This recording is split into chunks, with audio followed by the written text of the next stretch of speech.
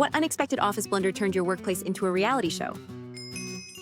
I work at this miserable office, stuck in a cubicle that barely fits a folding chair, under the reign of the most clueless boss.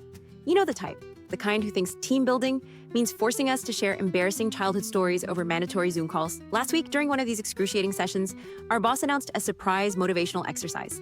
He had somehow convinced a local motivational speaker to call in. Spoiler alert, it was his cousin, who's infamous for his pyramid schemes. The session starts off with his cousin giving us some lackluster spiel about visualizing success. We're all muted, probably so we can't point out the irony of taking advice from a guy who once tried to sell essential oils at a funeral.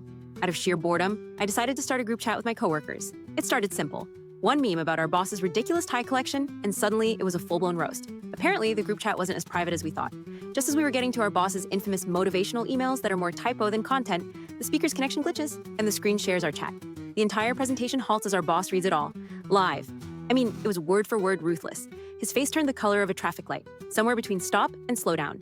He started stammering, trying to play it off with a forced chuckle, but his eyes screamed pure humiliation. He awkwardly tried to pivot back to the speaker, but his cousin had bailed, leaving just a frozen screen of his grinning face like a bad omen. The next day, instead of the expected termination notices, we all received emails from HR about a new direction for the company, focusing on open communication.